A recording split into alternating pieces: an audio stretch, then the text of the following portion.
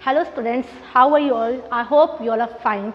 So as I discussed in my previous video about agricultural marketing, what is the role of agricultural marketing, how government assisted agricultural marketing, that all we have discussed. Regulated market, then buffer system, MSP, these all we have discussed. Now you can see a heading, there is a heading, emerging alternative marketing channels. That means what were the marketing channels which emerged that time to support agricultural marketing. Agricultural marketing को support करने के लिए क्या चीज़ें आई.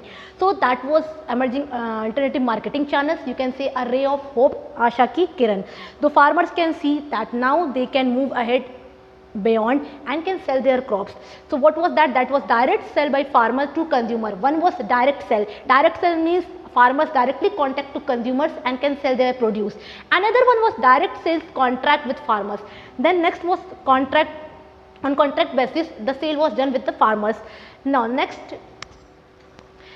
you will see the heading diversification. What is the meaning of diversification? As in virtual class, also in my online class, I discuss the meaning of diversification with you all. So diversification means moving from one to multi-dimensional. Means अपने पंख फैलाना, एक जगह से और सारी चीज़ें बहुत सारी जगहों पे मूव करना. तो diversification was taken in to aspect. First diversification of crops, second diversification of activities, productive activities. So what was that? Diversification of crops basically refers to shifting from single cropping to multiple cropping. Earlier farmers used to switch on single cropping. They do the cropping of single crops, but they realized the importance of multiple cropping and they moved from single cropping to multiple cropping. Means many crops were taken into account. They were sown, harvested and then sold.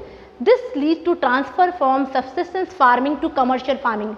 Two words to be underlined here, that is subsistence farming and commercial farming. What is the meaning of subsistence farming? Subsistence means basically living for earning, basically only earning just for living. That was subsistence. And commercialization, as I told you when I was teaching you Indian economy also 1950-1990 second chapter, that time I explained you commercialization of agriculture.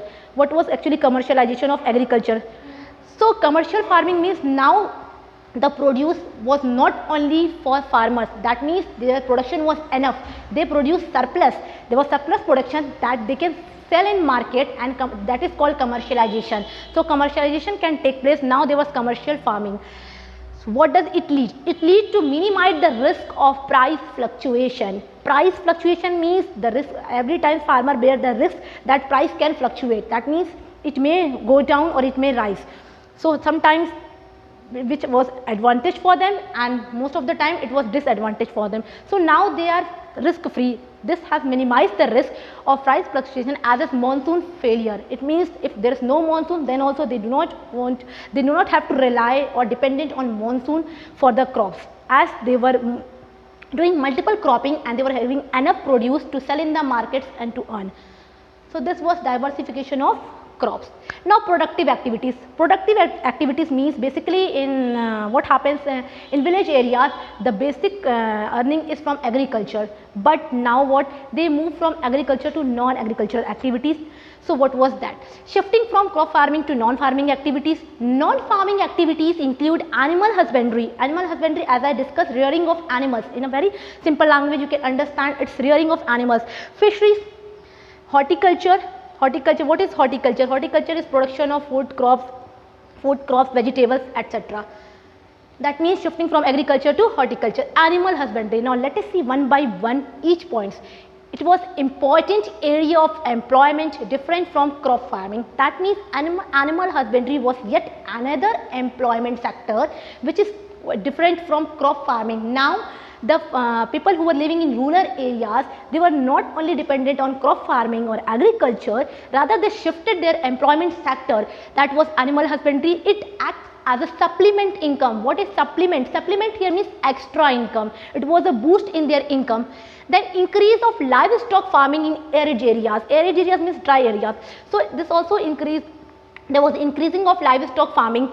Important source of employment for women too. So this becomes one of the source of employment for women. Operation Flood was launched in 1996. What is Operation Flood? Operation Flood refers to production of milk. So production of milk is also known as White Revolution. So that was also launched in 1996. Now fisheries, there are states which are known for fisheries. So what are they? Kerala, Maharashtra, Gujarat, Tamil Nadu are the principal state, or you can say the important states, or one of the important states which known for the fisheries. Water bodies are mother. It is said that water bodies are mother. Why? Because due to the fish lives in a water, and you know that in India it is known that mother acts as a protective shelter.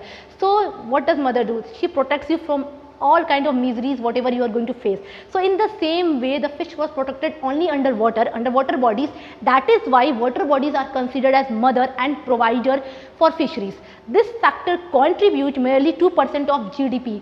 2% of GDP, what is GDP? Now let me tell you the meaning of GDP also. Total value of all goods and services produced in the economy. That means whatever goods and services are produced in the economy in a year, that is known as gross domestic product or GDP. So these fisheries, this sector also contributed 2% of GDP. Now reasons: unemployment, high rate of illiteracy and indebtedness, low per capita income. So somewhere these were the reasons, and these reasons were replaced when fisheries came into existence. So unemployment was reduced, high rate of illiteracy was there, and indebtedness was there. As I told you that farmers are very innocent, they were debt trapped. Debt trapped means they have to pay a lot from whom they take loan, they avail loan, and basically they move for non-institutional sources. So that time the loan amount was increased to them, they were having a burdensome on their head to pay the loan. So somewhere this, because they were illiterate, they were not knowing the things, so they were easily trapped. Low per capita income, these all were the reasons they moved for that. Now horticulture. As I told you, horticulture includes crops includes fruits, vegetables, spices, flowers, medicinal, etc. So now the farming is not only limited to, we can say from agriculture it has been shifted to horticulture. That means only crop production is not there. There are productions of fruits, vegetables, spices, flowers, etc. Two largest producers of fruits and vegetables. High crop production led to golden revolutionary. Okay, from green revolution, this was the era when people started horticulture. When they were engaged in horticulture, it was known as, and production was very good enough, so it was known as one of the revolution. That revolution is known as golden revolution. Basically wheat production increased, many things increased. So problem faced in growth of horticulture. When we start anything, it is not easy to start. We face certain difficulties. So certain difficulties were there at that time when people insisted for the growth of horticulture. What was their? Power shortage. Power shortage, you all know what is power shortage. Electricity problem. Lack of linkage by way rural and between rural and urban market. So the link between rural market and urban market was not that much established. The link was not that good. Lack of processing units were lacking. How to process the crops? Production was done, but ultimately that intermediate goods needs to be converted into a finished product. So processing unit was not functioning to that level. So these were the certain problems which rural people face. Now organic farming, the point to be noted, this topic is deleted from your syllabus, but I have discussed in virtual classes. So as you can see, I will tell you just for your general information, organic system means switching over to organic products. That means not using any chemicals, using fertilizers, manures, cow junks, these all things. When we use these things in farming, it is called organic farming. Organic means no use of chemicals. Okay. Now sustainable development, as told you all earlier also, what is sustainable development? Sustainable development means development takes place in the present generation without compromising the need of future generation. That is called sustainable development. So sustainable development using existing resource. Existing resource means the resources which are already available. Optimally means in an efficient way, so that future generation can use it. Future generation do not suffer, they can also use whatever resource is there available. So these resources should be used in such a way, in such efficient and effectively, so that our future generation do not suffer, they can also use it. So this was all this chapter.